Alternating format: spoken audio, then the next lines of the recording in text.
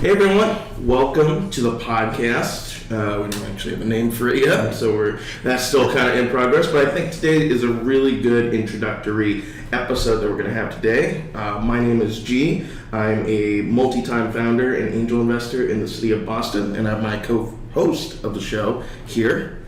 Hey everybody, my name's Brad McNAMARA, multi-time founder myself, Boston native. Huge proponent of the scene here, so always trying to help fellow startups in the areas where I think I can add value, and happy to get into it. Yeah, and overall, this podcast is really going to be talking about food as medicine, food tech, and ag tech in general. Brad is our expert in the area, so I thought a really good kind of first pod would be to actually interview my co-host here and kind of talk about his bona fides and all of his knowledge in the area and kind of lay it out as like a good introductory episode so that people can come back, look back, and learn a little bit and have a good foundation of understanding when we start having conversations with different people in the area. So thanks for showing up for the first episode and getting this stuff. Yeah, no, I mean, it's excited to jump into it and get back into some of my earliest roots of being on the, quote unquote radio here. Yeah. But yeah, I think it's a much needed conversation. I think especially in the Boston scene, like around the areas that I'm most interested in, be it food and ag tech and somewhat in the space of automation and sensors and things. There's so much happening. And there's such a rich scene, especially in this area of expertise, that, for better or worse, sometimes it's better, but most of the time it's worse, doesn't really come together, doesn't really get the cred that I think we deserve, locally, but also nationally. And look, food is like one of the fundamental things, right? Besides shelter and other stuff that every person needs, healthcare, so on and so forth. And so I think that if Boston has really established itself as a center for healthcare, biotech, which is really one of the fundamental things that people need, prop tech is also another huge thing in Boston. I think that we can also carve out in this great city, leadership in kind of food, agriculture, that type of stuff. And so, excited to jump right in. So really the first question that I wanted to ask was, young Brad, right, starting out, was there any inclinations of entrepreneurship, or as a child, did you ever have the stereotypical lemonade stand kind of, little hints that you're going to be super entrepreneurial? I guess you would say I was always looking for ways to make money from a very early age. So my first business that I remember was actually shining shoes at a train station. So I built this little shine box, and then I'd ride my bike to where the professionals would get on the train, and try and charge them money to shine their shoes, which was at a time when shoe shining wasn't really a thing. It had gone away and hadn't really come back in vogue yet. So that was interesting. I think they paid me mostly because they were who is this little kid being can I shine your shoes for a quarter or something dumb? But yeah, from then I had started a few businesses in high school. One was essentially a graphics design and printing business of doing essentially corporate t-shirts and swag, because our high school had a graphic design department that if you cut the teacher in and were nice to him, he'd let you use all the equipment kind of after hours. So there was a number of elements throughout sort of early childhood where I was just looking to make a buck, and I think always had at least 2 jobs from the time I was 14 till the time I was 24, 25. And was that kind of born out of necessity, or was that kind of just you were looking to just be busy and? I think it was probably a little bit of both. There was always this striving element of my parents they're from Boston, born and raised in the city, did what a lot of parents did, which is moved us out into the suburbs for high school and schools and things like that. And it was obviously a phenomenal childhood, but there was this weird thing where we were kind of we were in this really nice town, but we were the lower, we were on the lowest rung of the middle class of that. So always trying to hang on, and I think it was more out of my parents had always had to be very entrepreneurial, just sort of make those ends meet.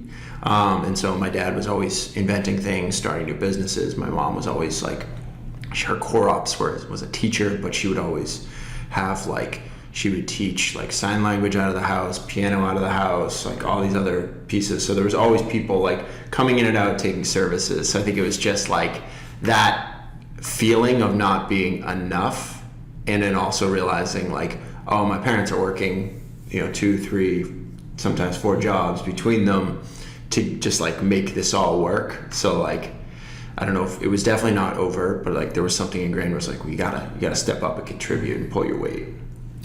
And like you're talking about your parents here, are there any lessons that you're going to take, when you do parenting in the future, especially wanting to, recognizing that you're an entrepreneur, right?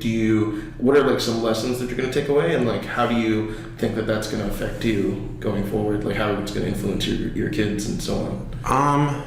It's a good question, because what is it like? You just, as a parent, like you're gonna screw up your kids. You just hope you screw them up in different ways than your parents screwed you up, or something along those lines. But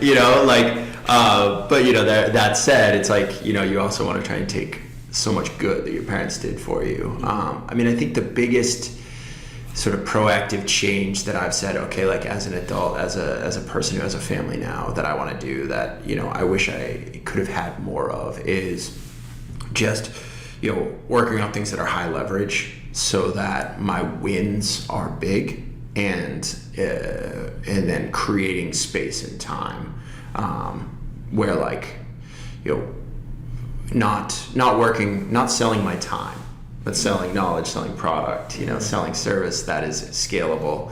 That was probably the biggest takeaway, specifically to drive the ability to be present with my family and not have to be, kind of on the road selling or doing something like that, or in the shop, 24/7 or what have you. I think that's probably the biggest bit, but I think the piece that I've taken away that has been most positive is that like we were constantly moving as I was growing up, which like some people take and like, oh, I was uprooted and I was changing. And it's like,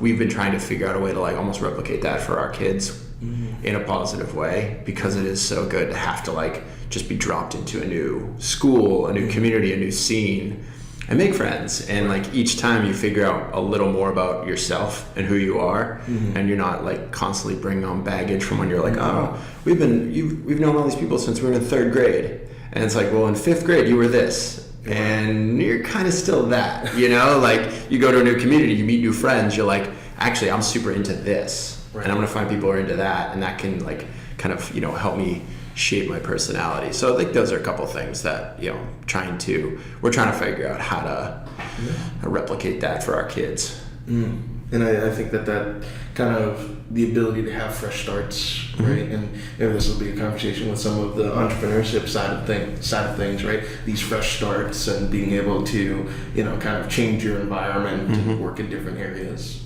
That's like something that contributes to it as well. Yeah. I would say I'm kind of living embodiment of like the path you start on is certainly not the path you're going to end on. And I've touched a number of different kind of careers, if you want to call it that. And, I wouldn't, you couldn't map it out, is what I would say, when I was, graduating high school with very little idea of what I wanted to actually do with my life. To what I did, to then what I did, to then what I did, to then where I'm now. There is absolutely no way I would have predicted it. And I think that's also how I'm structured in terms of like, I'm very okay with that. Like the fact that I don't know where I'm going to be at 50, 55, 60. Where am I going to be? What am I going to be doing? It's like, well, I don't actually know. I have a plan, but I don't know what I'm going to be doing. So it's like, I'm okay with that. Whereas, a lot of people are like, what do you mean? Like, you don't know what you're going to be doing when you're 50. Like, come on, man, you're a grown up now. You got to figure that out. And I'm like, we'll get there. And kind of going into like adulthood here and like the late development of young Brad turning into young adult Brad now, you went to Northeastern, go Huskies, right? And how was that, experience for you when you were transitioning from high school and going into college? Like, what made you choose, the degree that you did in communications, and kind of where you kind of saw yourself? Like, what was that process like for you? I think the thought process kind of, I would take it a step back to like, I'm graduating high school, trying to figure out, what I'm going to do. And I would the extracurriculars that I was always most involved in high school were athletics and theater. And so like, it was like athletics and music basically were the two things that I was always into, if you will, where like, until I had to choose between football and the marching band, I was in the marching band, like, performing at halftime and then going back to the team at the second half kind of thing. And then I got hurt, so I couldn't really do sports anymore as of like my senior year. So like halfway through, I was like, this isn't going to work out. And then I ended up sort of spending all my athletic energy towards snowboarding, and I was like, I used to do it every once in a while, but didn't have time for it. And then I was like, all right, this is what I want to do. Was graduating, had no clue what I wanted to do, but I knew I liked snowboarding. I knew I liked music. I'm like, okay, like what? I'm an 18-year-old kid. That doesn't sound that unfamiliar. And so I ended up going to St. Michael's College up in Vermont, because I was like, okay, it's the place. It's a place I got into. And it's super close to mountains. Like my mom won't freak out, 'cause she's like, if you go to UVM, you're just gonna be doing drugs the whole time. And I'm like, Mom, it's 5 minutes down the street, so I can commute to or I can just do drugs at any college if that's what I wanted to do. But that was a really good experience. So I went there, did my freshman year there, snowboarding all the time, meeting some really great people, and then having the realization of like, okay, like I could rinse and repeat this for 4 straight years, and I'll be this same person just 4 years older when I graduate. And at the time had started to explore radio and get really into like, okay, that's a really interesting way for me, based on my skill sets, to explore music. And so that's what I decided I wanted to do. I was like, all right, I want to be in radio. So that was the thing. And so that's when I said, okay, Northern Vermont's not the hot spot to get into radio. Like, sometimes you got to embrace the geography of an industry. And so it was LA, New York, and then maybe Boston. And I was like, I'm not ready to go to New York or LA. Intrigued by LA at the time, still just had no love for New York as a native Bostonian. And so I was like, Boston's a good spot to sort of jump off from. And so, I applied to Northeastern and kind of luckily got in, and then transferred there for my second year. And like within the city of Boston, like education's like a huge like cornerstone of the city, really. And what do you think about, like, you've done a lot of hiring, right? And you've obviously gone to school within the city. What things, like you were just talking about, like LA, New York, and different areas. What kind of sets like a Boston graduate and like student in the city apart from some of these different areas? I think what's kind of sets the general Boston graduate apart, it does depend on the school in a lot of ways. So like one of the things that I really enjoyed about like a Northeastern, it's the long tradition of co-op, was that you'd get Northeastern students, myself included, that had kind of been through it a little bit, and so like at Northeastern, my first co-op, I was like, all right, like, here's the thing. I was like, I gotta make money. It's that whole like drive where I was like, I gotta put cash in the bank. I got tuition bills to pay, things like that. So I literally just said, okay, what's the highest paying co-op job that I can like pretend to be qualified to do? Right. And I got this tech support job out at a network database company in Concord, where I was like, sounds interesting. All right, and I'll start for a couple months. I guess I can read up on it and figure out what is all this stuff. And so, like, at the time, I think it paid like $25 an hour. Yeah. And this had to be 2001 or something. Like, compared to like the next thing was like $6 an hour or something. And so I was like, yes, I'm gonna be rolling, like. And so I was like, I'm taking that gig. And the lesson and takeaway there was, and my co-op boss, he was very vocal about this. Like, as a 6-month co-op, and I was the MVP rock star co-op for 3 months. And then I was probably the worst co-op he's ever had for 3 months.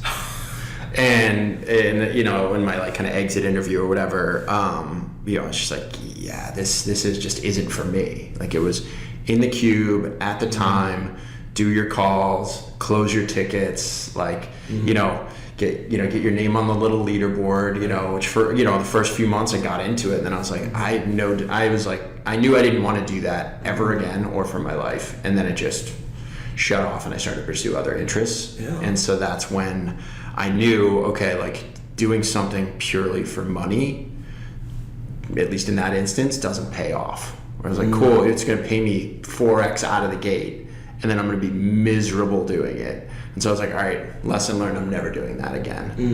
And then I, as I tend to do, I swung the other way. And so that's how I ended up, taking a co-op job in radio, unpaid, and going the other way with it. But I think that's sort of like, it encompasses what that experiential learning and like having lived and work experience while a student is really great, because as much as you're not going to figure out what you want to do in like 3 or 4 years of college, like, you very easily can eliminate a couple things where you're like, hell no, like, that is a bad fit, I'm miserable.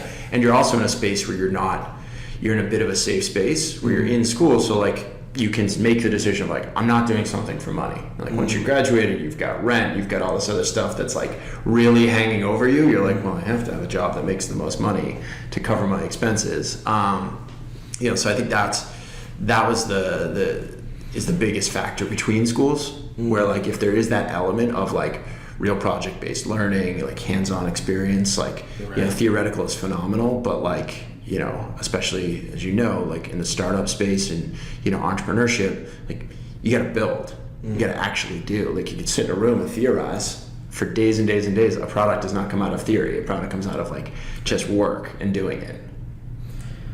And from like co-ops and that type of stuff, like, over time, something that I've kind of thought about, and I had conversations with different people about like the co-op programs, is that, whether or not it potentially stifles ambition in students, because when they go to university, they go because of the co-op program, because they're ready to just go out and be in a job, right? And it's almost like a very financial ROI based decision making, which potentially kind of lends to a conservative mindset, right? Of like, I'm just playing defense, I'm gonna go out there, find a job, and like pay off my student loans or something, as opposed to maybe some students being in more advantageous positions, being like a Bill Gates or a Zuckerberg, right? Like, going out and building, great companies, in their cases, dropping out of college, but in some other cases, more recent cases, like, they're able to build great companies within a university, graduate, and then run those companies full time. It's just, what do you think about like the dynamic between co-op and like being able to run a startup when you're a student, and whether or not that kind of stifles ambition and innovation, or if it's, in your case, right, something that's like revelatory, like, hey, maybe instead of working in a place, I should actually, be entrepreneurial, or, focus more on passion over money. Yeah, I mean, I think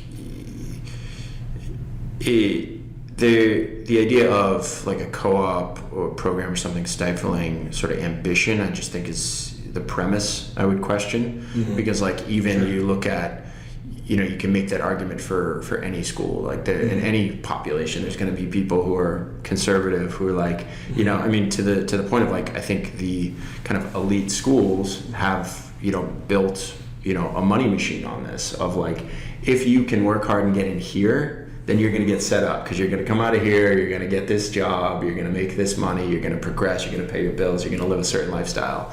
Within that population, there are Gateses and Zuckerbergs where we're like, I'm not down for that, I'm doing something different, and I'm going to use this same thing as like a springboard to do that. I think that exists in all strata of schools, where you have students that are, I want to get a job, I want to be a middle manager. and that's what I want. I aspire to be a middle manager, and boom, that's my dream, and like good for them, because like you can live a really good life doing that. And then there are others that are like, nah, I'm not interested in that at all, and then you're always going to have the population that's like, I have no clue. And so I think that population that has no clue is probably has the biggest opportunity to either stifle or reveal like ambition in those people. And I would argue that the opportunity to get exposure to the real world through a co-op for those people who truly have no clue is more likely to expose ambition than it is to kind of put them on a more conservative path, only because if you're in school and you don't have any ambition, you kind of float around and you're partying, you're socializing, you're like, this is great, because if you run college that way, it can be awesome, and there's a lot of people who have a great time in school doing exactly that. If you're forced into a function of like, oh, if I don't at least lean towards a choice, then I'm gonna come out of school and not have a choice, where I'm just gonna basically have to take the lowest common denominator job to live. And again, it'll sort of stratify that group that has no clue and doesn't know if they're ambitious or just whatnot, to say, actually, I don't want that, or hey, I'm okay with that, which is like, it's almost, that's why you're in school to a certain extent. It's like either proactively or have it forced on you to make that choice about your life of, am I going to foster this ambition or at least, pursue a path, or am I going to just kind of, all right, whatever's next, and, make that choice. So, I mean, I think that's the premise that a co-op program would stifle ambition, I just think is a false choice. And I think that a lot of people, and in some of the people that I've talked to, and just like related to this topic, right, they think of it as like very black or white, right? You're either an ambitious person or you're going to become that middle manager type person, right? You're just going to settle for a job and just be more for security as opposed to like ambition and upside, right? Yeah. And I think that most people are really like shades in between, right? And maybe there are those polar extreme people, right? Yeah. But for the most part, everyone's just trying to figure out where they are within that gradient, right? Yeah.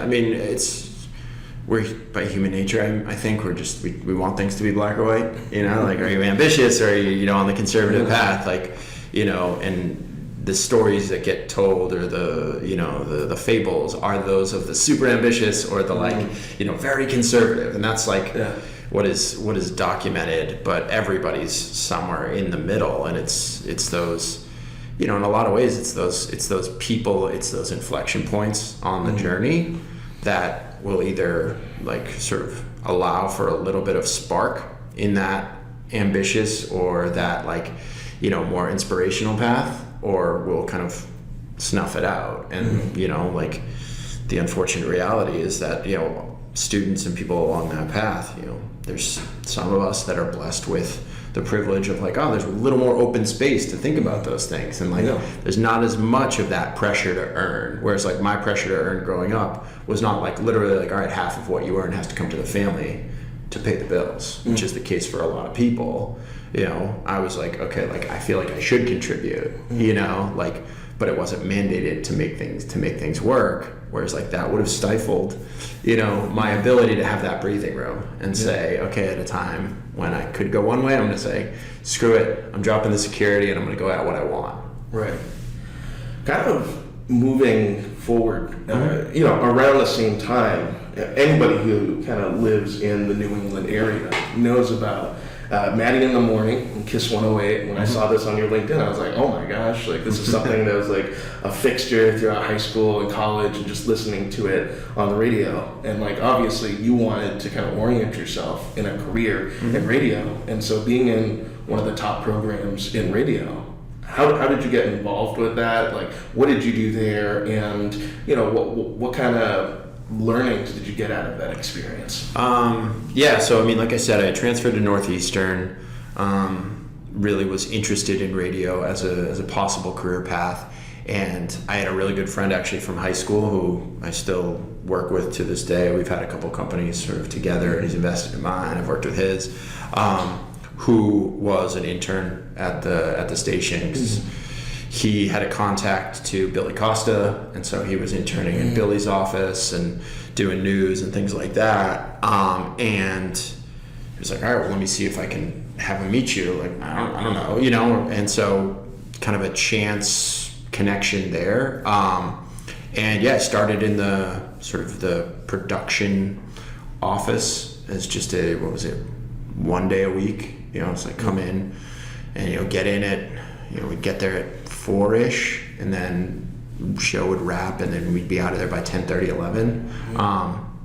And so it kind of built from there, where I was just doing whatever. I mean, it was your stereotypical. I spent a good number of months literally just like sitting around waiting to get people coffee, like, you know. And I think I took Maddie and Billy's car to get car washed like 15 times, you know, like it was, you know, I was like, oh, you know, Maddie forgot something at home, I gotta drive to Newton and go pick it up at his house and then bring it back, you know, like, and it was like his putter, you know, like whatever. You know, so it was a lot of that to start, but it was, you know, just getting exposure and seeing what the process is, how they work, who does what, you know, and then slowly getting comfortable and then interjecting where I thought appropriate. And so that progressed where, you know, I started going in that one day, and then I was like, if I show up 2 days, what are they going to do? And then I was like, well, if I show up 3 days, what are they going to do? And they were like, oh, great to have you 3 days. Okay, this is, you know, you're here more. You seem trustworthy. You know, when we ask you to do something, you get it done. We're going to give you more to do. We're going to give you more to do. And eventually, there were, you know, ended up within the production office. They were like, you know, would you want to be here 5 days a week? And I was like, I'd love to be here 5 days a week. And you know, so I just started coming 5 days a week, and then eventually that turned into, you know, okay, well, your like internship period, your co-op period is over. I'm like, no, that's not over. I was like, it ended like 4 months ago. Like, I've been in classes ever since. Like, I go to class from like 1 to 5, and I am here in the morning. Like, my co-op has been over for months. And it was really nice. I was enjoying the work, and so that's when I started to get a little bit paid, where it was like an hourly rate, and they were like, well, we'll put you in and get you some money by going and working in the marketing department a little bit and doing promotions and stuff like that with the street team. And I'm like, I don't know, I've heard of that, I don't know what that is. Cool, I'll go do that and make some money doing it. And so that's how it really progressed, and eventually being there 5 days a week, interacting with the team, sitting in like pre-production and post-production meetings. My voice started to be heard, and some of my ideas started to resonate with Matt specifically. And like that's where things started to like take a turn into something a little more real. And it's really interesting because he's kind of a local celebrity in this space, right, or in the area, in the New England area. And so, like, what was it like working with someone who has like a bit of like stardom like that, like just like working that dynamic? I mean, it was really interesting, mostly because, I mean, truth be told, like, you know, obviously I knew who he was. You can't grow up in Boston not know who, you know, Matt Siegel is. It's like, you know, to your point, he's a celebrity here. But I wasn't what you would call a fan. You know, like the music on Kiss was not music that I was, you know, super into. You know, but, you know, in terms of working with him, it was very standoffish for a while. Like where I was technically in, like, you know, my friend worked with Billy, and like Billy was very hands-on with them, like very much like they were almost buddies, you know, like he'd be like going on the weekends on Billy's boat and like doing stuff, and like, oh, that seems cool. We don't do that. Yeah. And like in a lot of respects, I stuck around and it worked because that worked well with my personality, where like I didn't need that personal connection. I was good with that, like sort of separation, if you will. But I think working with him as a celebrity was interesting because what was really fascinating is that the personality on the air was a persona that he had created, but like the fundamentals of the personality were him 100%. And so that was really interesting to reveal. I was like, oh, like you've had to make this personality part of your persona publicly but it works because this is who you are. Like the fundamental tenets of like his sarcasm, his like snark, his like, you know, like strange like pessimism and like, attitude, is that. And like it worked because, and I think we sort of vibed on the fact that like he was like, I don't like the music we play.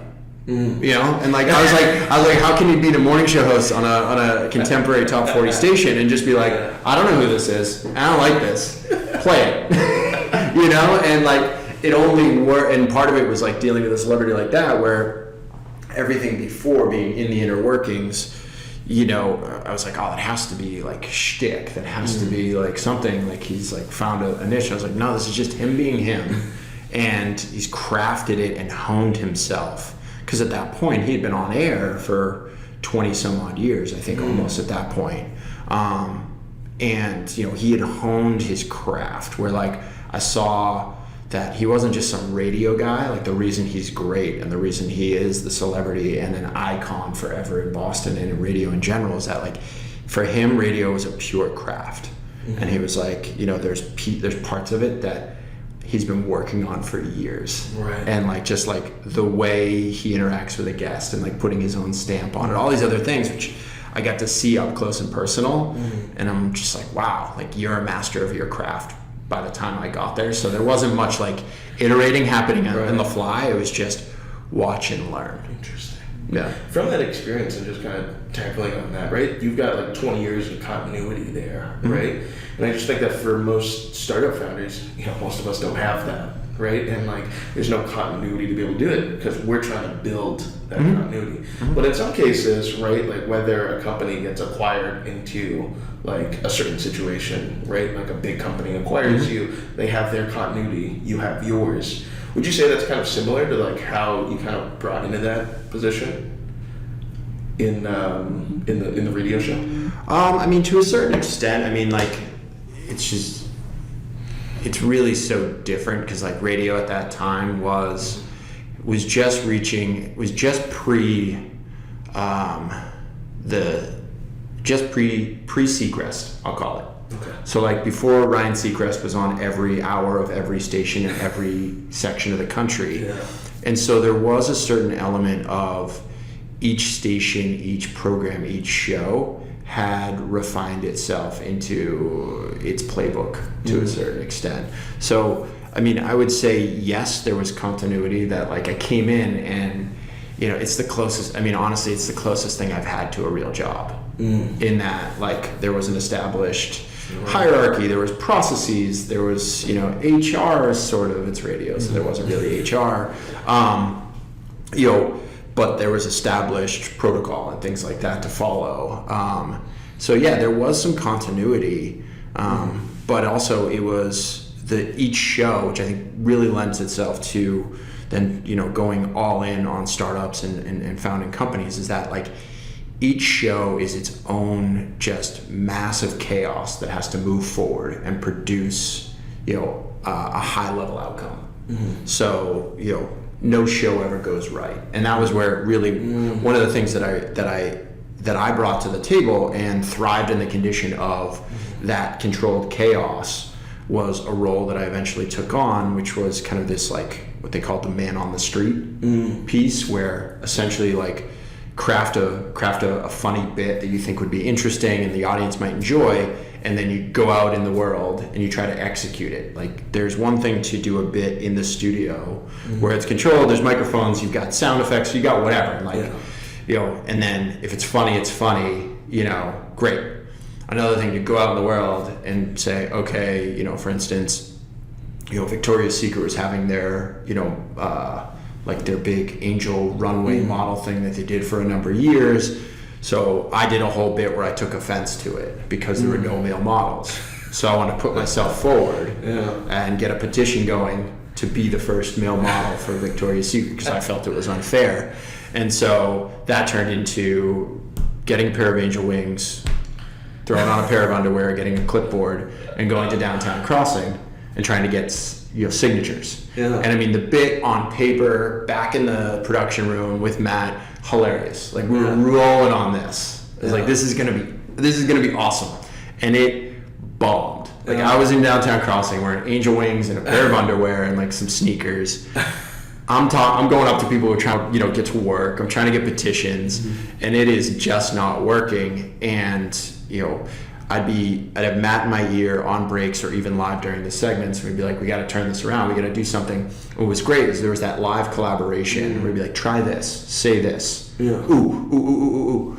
Pull that thread. And that bit turned into a 3-day bit where I ended up getting on a Funghua bus going to New York City in angel wings.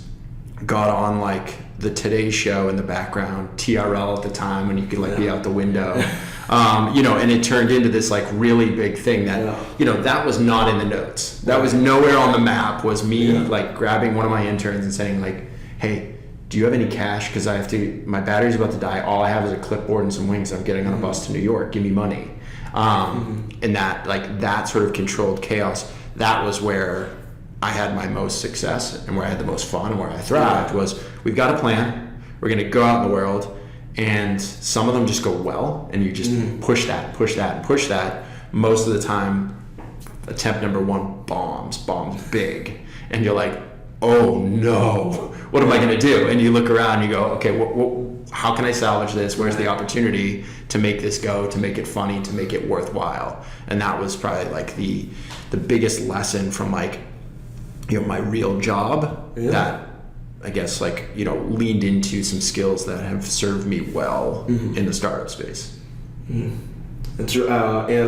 like from that kind of experience there, right? And like seeing, like in that controlled environment that you've gotten really used to in radio, right? You've seen like, we're literally doing a podcast now. And like, there's a lot of like different forms of communication and stuff that might have worked, during that time, and stuff that's kind of cultural nowadays. What do you kind of think is like the future of radio, and how, some radio stations have kind of moved into like having people actually on camera and like on YouTube, right? And it's kind of like YouTube radio in a way. And then you have like some shows, like one that I particularly follow, like the Pat McAfee show, right? Started on radio, went onto YouTube, and now is on TV, right? You kind of see that almost like level up kind of view on radio. And I was just wondering like what your kind of views on like what the future of radio is, and maybe not just focusing on radio, but just like that kind of format of communication, right, going forward, how that's kind of, changed going into, the future. Yeah, I mean, that's a big question. It's almost like the future of media, what's going to happen? And it's like, wow, a lot. But I also, it takes me back to a conversation that I had with Matt when I was trying to figure out what I was going to do.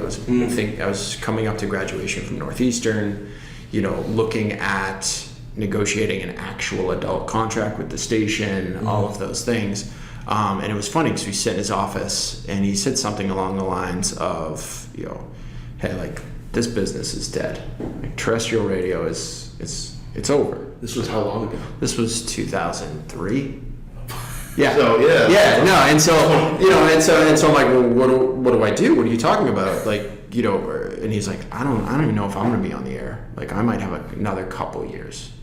It's like, but it's kind of over. And he's like, the only people who make money in this, or can have a career doing that is those people, the sales monkeys, like selling air, So if you want to stay in the industry, like you're gonna want to learn how to do that, because that's, he's like, and even if the industry does persist, the way it used to work is you have to live for a couple years at a time in terrible markets on terrible stations, hoping you get a break for a station like this. He's like, and like I said, it's kind of over. And I was like, wow, this is really, really depressing. Like, I'm so glad that we spent the last 4 years working together. But that said, I mean, you laugh because that was 2003. Like, Matt was on the air and like won like I think another like Marconi like in the next like 15 years. So like the demise of the medium is always overblown. Where we are at a point now where the future of radio is not radio in terms of that's going to remain. But it's going to go the way of like the newspaper and whatnot, where it's like they're still around, but they're not a dominant form. They've become the niche where it's, you know, like the YouTubes, the TikToks, whatnot, that like a couple years ago were the niche, and the newspaper and the radio were the dominant form. And everyone's like, oh, those are fun. Those are cool. And like some people really like those. But everybody's on here. It's like, the tables turn. It's like, okay, well, like everybody's on here. Some people like those, and they do have certain attributes, you know. But like, you know, I think that ebb and flow will just continue throughout time, because I think we can all agree, like the one constant will be there'll be new innovations in that space, and for each successive generation, like they have a different appetite, you know. But I think like the biggest difference is that there's no non-digital native generations left, right? You know, and so if you're not a digital native outlet, platform, whatnot, then you're dead, right? Because that audience that is like analog first, they're literally dying. And dying more and more. Like there's still a huge audience for that, but they're going away. And the highest growth audience is digital native, and more so. So like we're gonna have the like AI native population that comes up soon, where it's like, I have no idea what that's gonna look like. You know, that's crazy. It's fun to think about, but like there are these sort of macro tectonic shifts that have happened. And yeah, I mean, I think it's gonna just be more, I mean, in a lot of ways, it's gonna ebb and flow to like the individual aspect of like a Pat McAfee, where it's like, I'm on TV, where it used to be the TV station was the platform to launch the personality. Right. And then it's like, well, now it's kind of like, well, you take the personality and launch it on a different platform that doesn't really give you much to launch yours. You have to bring your audience, create your audience, and then spread that out. You know, there's going to be a lot of really interesting things of like, is there going to be a platform that brings the best of both worlds, where it's like the top creators can be on there to really reach a big audience, but also can be that old school launch a personality on it kind of thing? I don't know, is the short answer to a long-winded answer.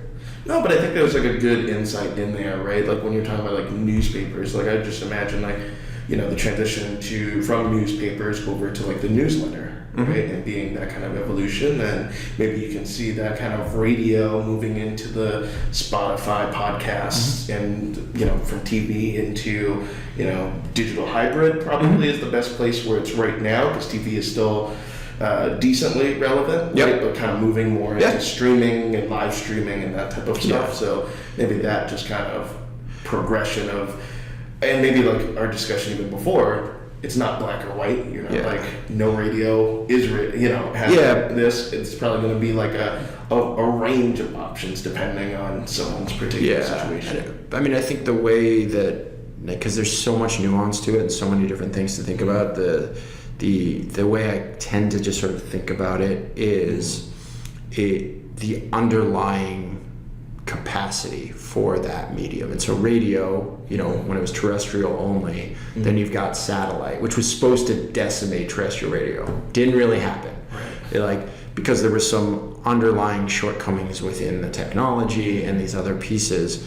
You know, in the music space, I think about it, you know, you look at the progression of the music medium, you got, you know, records, and you've got these tapes, these cassette things, then all of a sudden CDs. In there was like Laserdisc and all this other weirdness that never really worked, but it was like CDs. And then you had this like weird thing of an MP3 potential, but like that just kind of didn't do much for a number of years. And then it was like the evolution of put the right things together in like an iPod, and the like change the game with 1,000 songs in your pocket, and then the progression to streaming, where it's like all the songs in your pocket, and then it's like, what's going to happen next? Where it's like, is it AI? Is it these other things? It's like all the songs and personalized music in your pocket. You know, and it's like, I don't know if that's appealing or if that's Laserdisc, but like, you know, the potential for that is now is happening, and so that's really where I see like. Everything else is just kind of icing on that underlying capacity cake. Gotcha. And just kind of think about like these transitions, right? So moving on from, you know, radio and from college, you kind of went into starting a marketing agency, right? What was that like? Like just starting an agency and kind of moving into that kind of world? I mean, I would love to say that like there was a extensive planning and development and thoughtful period that went into like what am I going to do, and that would be completely untrue. It was me and two of my buddies who had worked in radio together. My same buddy Ted, who I had worked at KISS with, he had left the station before I did, was focused on school and graduating and all this other stuff, and then I was like sort of finishing up KISS and had that conversation with Matt. I was like, okay, interesting. A lot to think about here. And one of the guys that had interned kind of with us and then for us had taken a job at a different radio group in Boston in the marketing department, blah, blah, blah, blah, blah. And so started to sort of work with him on some of this stuff, and the three of us, just kind of came together. And the big insight, just to I'll try and distill it down, but the big insight was that those sales monkeys in the cubicles were selling value add to the advertisers. So you'd come to a radio station and be like, I want to buy spots, advertisements. And then they try and upsell them like, oh, well, you can get like Maddie to come out and do a live event. It's only like, for him, it was like only like $150,000. And then what they started to do, and like I loved it as a personality, because they'd be like, well, you can get Brad to come out and he'll do it for like $5,000. Yeah.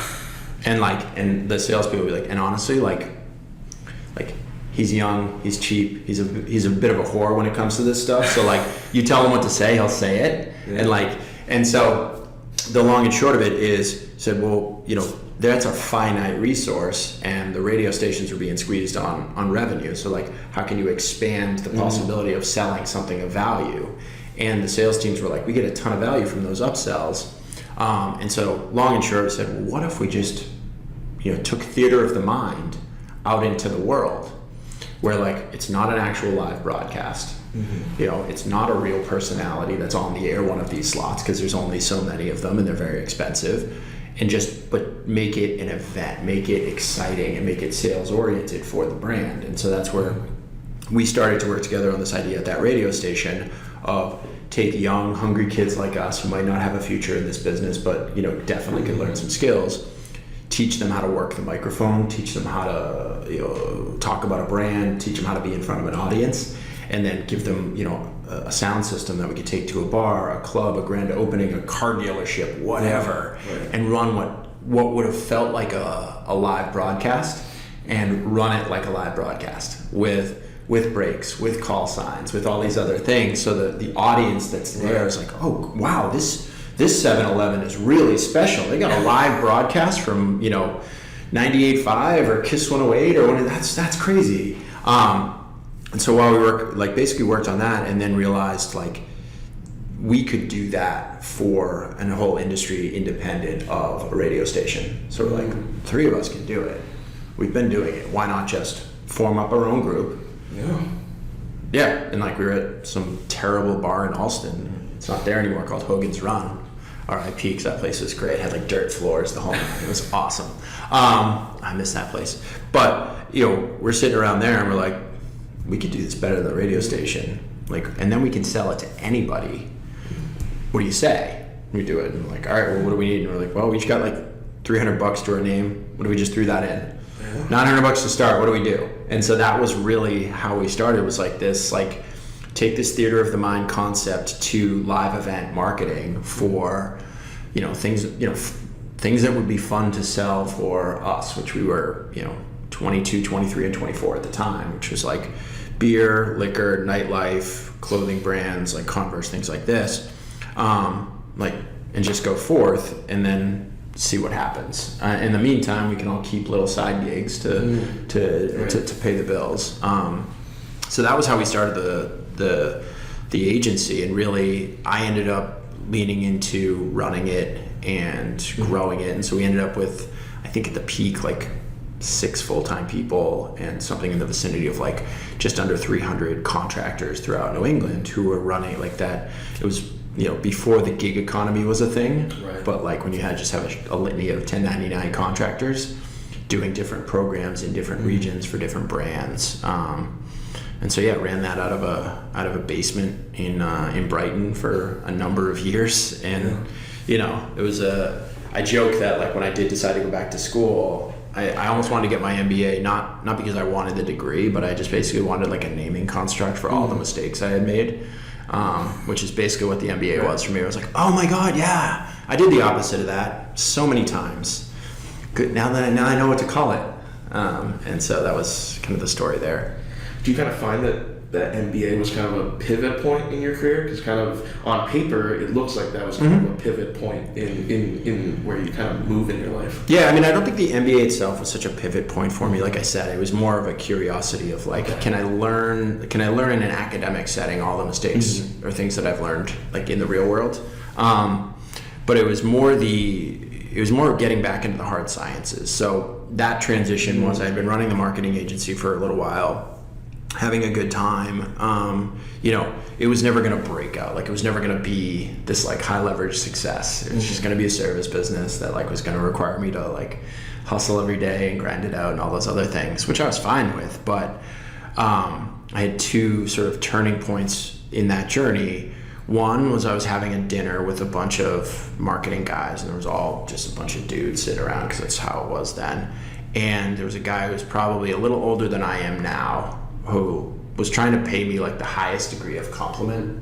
Or he's like, like you remind me of myself when I was your age, and you're like, and like it's in the moment you're like, oh, thanks, man. That's that means a lot coming from you, and like, and I'm supposed to feel good in that moment. It's supposed to go home and be like, yeah, I'm doing it. And I was like going home and I'm like, that feels terrible. And it was the realization. I was like, he's a phenomenal human, like great person and all of that. But I was like, I don't want to be that guy. I was like, oh my God, I don't want to be that guy. Right. I was like, and if I'm this path, I'm going to be that guy. That's good for him. That's not what I want to be. And it threw me in a bit of a tailspin. It was similar to that Maddie conversation of like, hey man, the path that you were looking at does not exist. And it's like, oh, okay. In this case, it was the path that I'm on ends in a place where I'm like, if I can do anything about it, I should. And it sort of set me on a journey. And then the other piece that had changed in my life was I had gotten into endurance racing, so like triathlon and things of that nature, and got in with a group of people that I would train with who, again, like these were like high achieving, like the people who do triathlon seriously, I'm like, you people are animals. And like they are high achieving in every, like, what they do for a living, where they went to school, all the things. I'm like, so you guys just achieve in every facet of life, huh? Wow. And like I would just kind of sit around and be like, this is cool. You people are different. But on the one hand, I'd always joke with them that I'm like, I like pizza and beer just a little too much to ever go to that level. And that was my excuses. They were built differently than I am. And then the other piece was this idea of food, where like for a lot of them we talk about food and it was a fuel, and like the nuanced difference in performance around what you're eating and how you're eating and when you're eating and all these other things that change the dynamic of like a 100-mile ride that you're going to do, or a 3-mile swim, or like a brick workout or what have you. And I was just like, oh wow. And so I started to get into good shape that you could actually see the nuance clearly in performance. And so then I started to think about like, okay, well, where's my food really come from? What's happening? And so I started to grow food in my apartment hydroponically, like lettuces, cucumbers, things like that, and a little postage stamp in Brighton backyard. And that was not going to work, all these other things. But you mixed all this sort of turmoil on the work side, this newfound interest on the life side with into a pot and stirred up. And I started to think about, what do I do next? How do I change my path? And I started to think back to when was the last time I was like academically turned on, like where I was charged up, I was energized by the work I was doing in school, because most of my academic career through the second half of Northeastern, I was in the radio station. That's what I was going to do. So it was all in service of getting through classes as soon as I could, so I could go back to doing that. But it was the last time I really got into what I was doing in school and was excited was any of the like the hard science electives, be it biology, geology, a few of these things that I remember taking, being like, this is so fun. And like my advisor being like, this contributes nothing to your major. Like this actually is like taking time away. And so that's when I made the decision where I was like, all right, I definitely want to go back and get my MBA to learn put a naming to all of the mistakes I've made, and I want to lean into that science element that I've let lay dormant. And so that's when I chose to go to a program that had the dual degree of a master's in science. In this case, I chose environmental science, and then an MBA, so I could do both degrees in like a 3-year period. And that was sort of like, okay, that to me was like a orchestrated pivot point of like whatever path I land on next from this is going to be more towards the person I want to be when I'm 50, 60, 70 years old. And so what was next was Freight Farms, right? Yeah. And an amazing startup working, in the farming area, right? Agtech, and I think that it was really interesting because you kind of seeded where, no pun intended, started with this kind of background in like where does your food come from, like what does the production of it look like, all that that kind of led you to. I'm assuming that started that company, culminating with some of the education that you had, environmental science, some of the stuff that you've learned, and wanting to get into hard science. Yeah. I think that during that time, and even more so like recently, right, like vertical farming was all that kind of mattered in that area. So maybe before we even get to that, like let's just kind of talk about Freight Farms. What was it about, and like when you were working there and like working on the technology that you did, what was Freight Farms? Yeah, I mean, so Freight Farms was born out of. Freight Farms is still cruising away, doing some phenomenal work globally. Freight Farms was really born out of like sort of that tinkering in my apartment back in the day of like, oh, you can grow hydroponically. Oh, you can grow plants with LED lights. Like, you can automate the watering, the light cycle. Oh, you can do some environmental control and get really good lettuce and cucumbers, et cetera, et cetera. And then meanwhile, went back to school, continued to grow, all those other things, and crafted my education for those 3 years specifically to this indoor, what became controlled environment, indoor ag, vertical farming.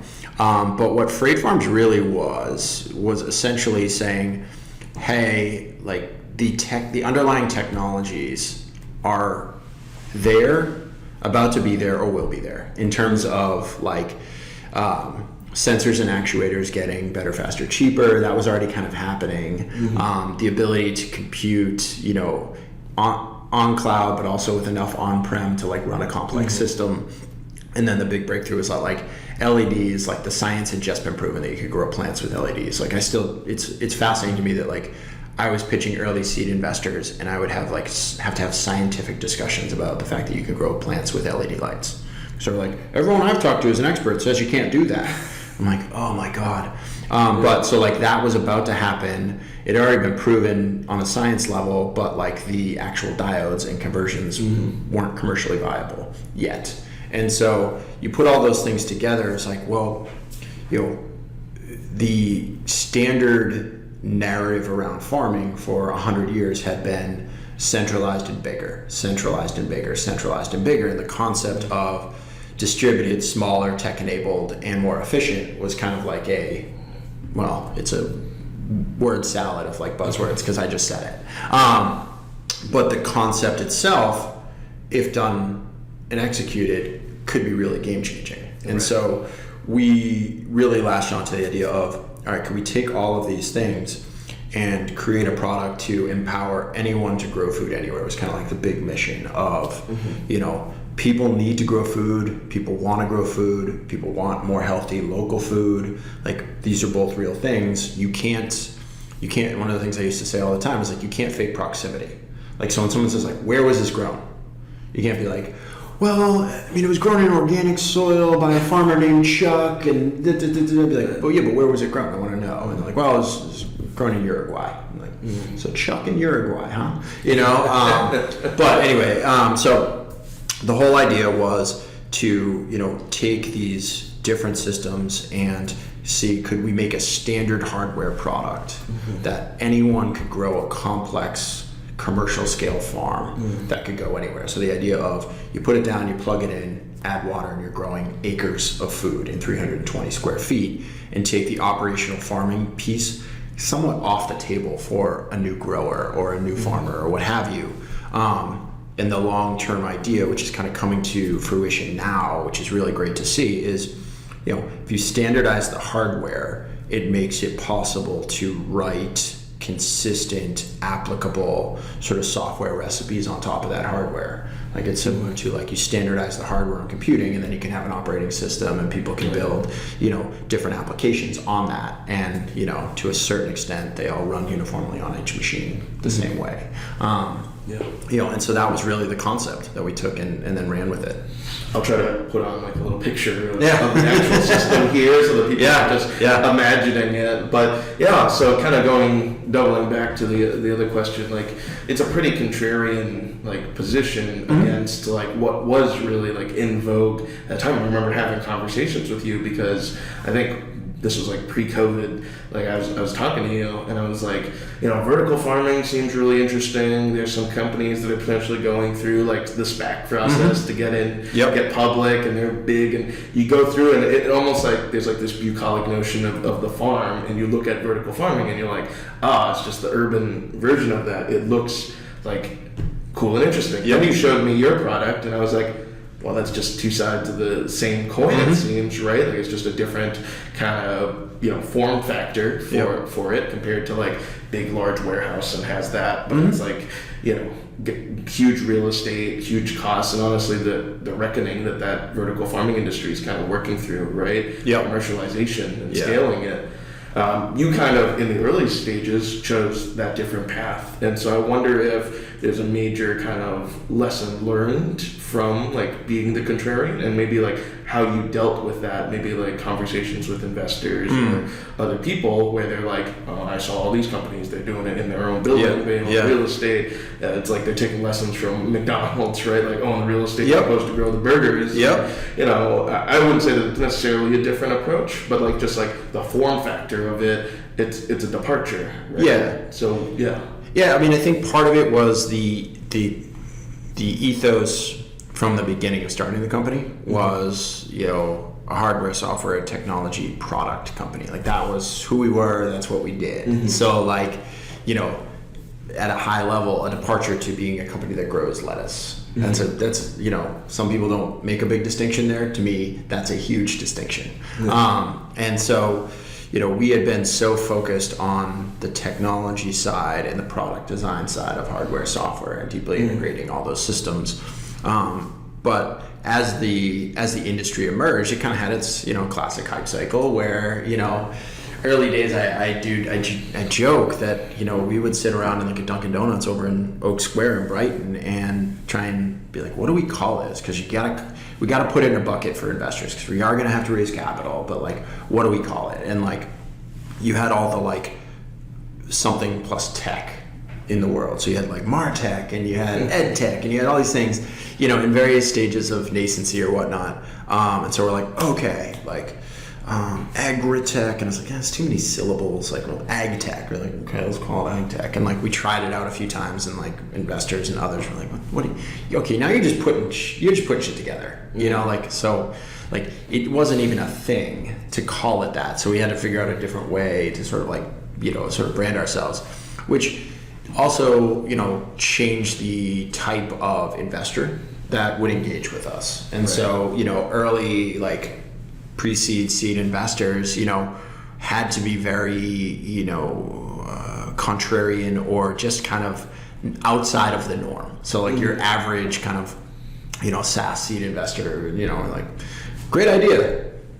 Thanks for telling me about it. And we're like, cool, so we don't have to ever follow up. Right. No, you don't. And like we can part as friends. That's great. Right. And to be honest, like we did Techstars in 2013 here in Boston, phenomenal experience. But like we went through Mentor Madness, and like our cohort mates, are going through like, this mentor's gonna be so helpful. This person, this is like, we're like we met 50 people today, and I think one of them kind of gets it and might have an idea of how to help us, and so it was just a different space and time. But I would say as things progressed within ag tech and vertical farming, that hype cycle, progressed in terms of the science got validated. A few companies like ourselves, like Bright Farms was around, Gotham Greens was around, a couple a couple others here and there. Most of the others that were most similar to us kind of fell by the wayside at this point. But there was that inflection point where, vertical farming companies, all of a sudden, it went from a struggle to raise $1 million. And at that point we'd raised like 12, so we were like a high flyer in the space. Right. All of a sudden it was like you could raise $100 million. Like bring in a head of lettuce that you grew in your system, and somebody will throw you $100 million, and it was crazy. And I think I got expensive piece of lettuce ever. Yeah, and I would say I was fortunate to have really good investors throughout the process. Yeah. Like they were not easy on me by any stretch. I wouldn't even say like nice some of the time, but good in terms of like best interest of the company, trying to help me make the best decisions, and being, when necessary, very, very straightforward and honest. And so, there was like never overt pressure to say you should go out and shift to this model. Just everybody else raising $100 million, get me my markups kind of thing. Go. And I also at the time, I don't think I was educated enough to know that was the pressure they were under. So like I appreciate it even more now when they're like, we'll make the right decision for the company. But you do know you could go out and just grab me a huge markup, right? And so, there was that innate pressure of like, why aren't you doing that? Why aren't you doing that? And I think it was twofold. One was my response to that pressure, and two was kind of I'll call it the Boston roots that shone through in terms of like my response to that pressure innately is like, I'm not I don't seek conflict to the point of like somebody brings me that pressure, I'm like, fuck you, I'm doing something different. Right. I'll listen, take it all in, and be like, okay, I think that's wrong, and I'm going to do something very different and go about my business. And the other piece that was driving that was just the somewhat conservative nature of having been a Boston company, where like end of the day you look at the economics, and I knew down to the detail like the ceiling for the different elements of technology that are going into these warehouses, where I'm like, the economics won't ever work to support what you need to scale, and it's not a marketplace type environment like an Uber or something where you could burn billions for years, and if you capture full market, all of a sudden you can turn on a cash flow engine, and like voila, you've all of a sudden gone from this like, I don't understand how a company can lose so much money so aggressively to this is a good company throwing off cash. Wow. Like vertical farming and the warehouse farming just didn't have that option. Like it just wasn't there. And so you take the pressure, my innate response, which is like a quiet internal, like, fuck you, I'm going to do something different. Right. And this conservative nature of like, does the math. And it just it was very clear in my mind where it's like, we need to stay locked into who we are, what we do, and like we've built this expertise around hardware, software, products to empower other people.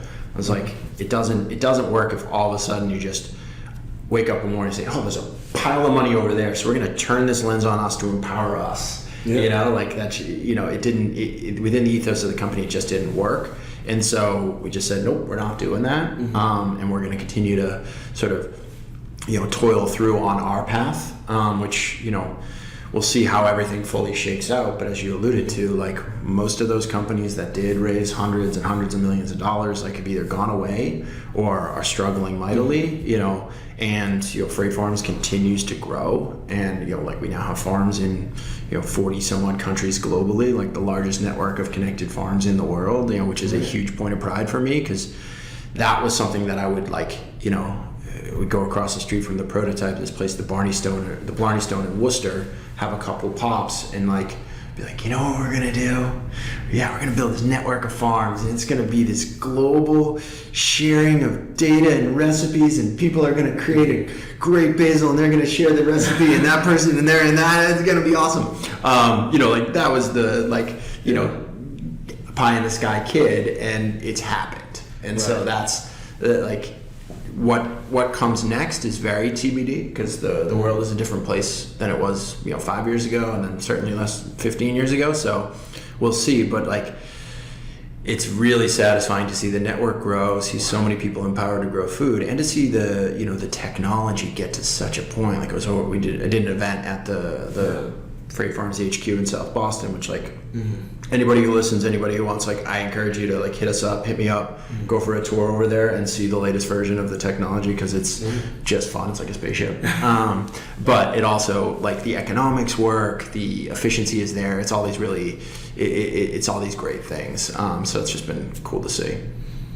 What do you kind of think is like the future for, you know, a lot of it, you know, for me personally, I always love being like forward looking. And so, you know, while we have these conversations about the past, I also like to turn it for the future. And so having worked in this area for a really long time, you know, you've kind of hit that kind of at scale point, right? What's kind of next beyond that, right? Like you've got kind of, you know, because sometimes when founders pitch like a certain dream that they have for the world, right? And then it's like, okay, we've got it.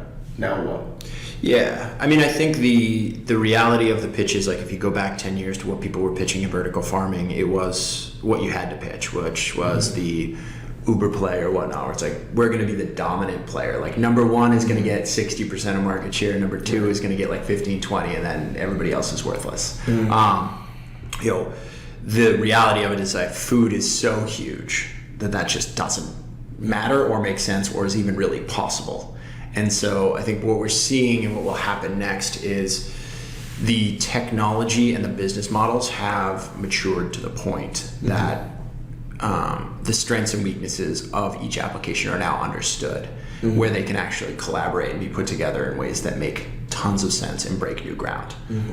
You know, like to that end, like 10 years ago, you could not consider a plan that would have like small plot, organic or regenerative growth in an area, you know, with, you know, a modular element with expansion capability for certain commoditized crops into a warehouse, you know, and that's like that's just a farm.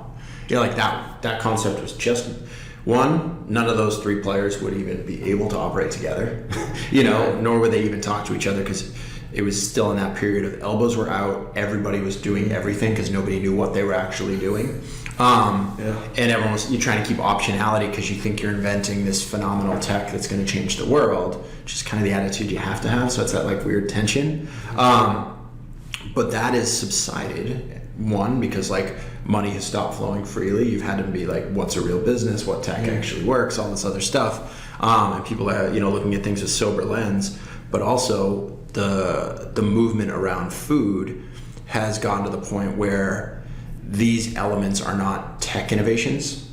They're now considered really interesting tools that should be considered for the future of development. And so like that's the biggest shift in the last few years is that like it was still very much till like 21, 22, this idea of like, oh, these tech innovations that are over here. Right. And like maybe they'll do their own thing, like making food and part of the food system broadly, but they're way over here. The ag system, the food system is this huge thing over here. Those two are separate. What's kind of happened now is, you know, there's silos, there's tractors, there's automated irrigation, there's fertigation, there's biologic, there's all these other things. And, and also there's controlled environment ag, there's vertical farms, there's modular growing, there's warehouse growing, you know, they're like, it's like, great. So in a similar fashion to, you know, newspapers to like TikTok, YouTube, etc. You know, like the soil-based ag and the traditional way of growing will never go away, and like that's always going to produce even more defensible than like a newspaper. I would argue is the core items of necessity for the economy, for the world, for humans, and mostly for animals. But that's a different topic. You know. But what they're realizing is like, okay, the evolution is us adopting and using these tools most effectively because they're, you know, everybody's doing the same thing, which I think I really like is the capitalistic imperative is driving innovation faster and faster in terms of I can save money and make money, save money, make money, save money, make money. Every dollar that's transitioned from a cost to revenue for them, they're like, I want more of those and less of the other ones. Right. And so as things have plateaued on the traditional ag side, like always can be doing better there. But like as things have kind of classically plateaued in terms of amount of arable land, labor, all these other issues, you're like, okay, this solution starts to become more viable. Oh, this is transitioning more cost dollars into revenue dollars. And so like that's the system of record. So I can't say specifically what it's going to look like. But what I can say is, in terms of the mission to really create a distributed network of farms, I want to say that's really where it's going to go, because more and more small localized farmers and regional farmers will be able to implement these tools and these technologies. My fear is that the big players will be able to operationalize the gains from the technology first, faster and better, and you'll get more diversified huge farms that have big acreage but also big warehouse but also modular, and all these other pieces. So there's something in there that's going to happen. Food is so big, both could happen at massive scale, right? And in the tween would never have to meet, because there's a lot of issues with the food system that need to be fixed, which again is like, I think when I did first start getting into freight farms, like somebody was like, food and ag, that's a weird space to like build in. Like, are you sure you want to do that? Like, really? And part of my, I guess, logic, which I had to anchor to something, was the food system is so massive that like I could be the most phenomenal entrepreneur in the history of entrepreneurism and have $12 billion plus companies in the same space and always have another problem that's $1 billion opportunity. Right. So like, I'm like, seems like a good space to play in. That's a good sandbox. I always love hearing your story, because while you were involved with freight farms, you then started another company, right? And I always love hearing the story. I remember we were like, I think it was in like Scholars, and that was the first time I heard you talking about Morrissey Market and talking about how there's just kind of this like light bulb went off in your head and it just clicked moment. Can you just kind of go into that story and about the start of Morrissey Market? And you've kind of built a company in kind of a complementary space to your previous company. Just what the story behind Morrissey Market is, what it does, and how it came about. Yeah, I mean, I think part of it is the core premise for Morrissey Market was born out of seeing a limitation in the market for freight farms. And that is in the perishable distribution fulfillment world of how does farm fresh food get from farm to the plate. Like, just it's a simple thing to say, turns out it's a really complex thing to do and a hard thing to do well. And so I think in a lot of ways, though, it's the best way for a company to be born is like watching one thing that is like could and should be beyond rocket ship potential and being like, what's holding this back? And it's like, well, it's distribution, and so there was a little bit of irking frustration over years of seeing that. And so how it roughly came to be is that food distributors I had gotten to know, like some of them were customers, some of them were investors, a number of them were just mentors, because I was trying to figure out, where does freight farms fit in the food system? Like, hey, you guys are sitting here, you do good business, you seem to make some money doing it, and you touch all the important elements. How does it all work?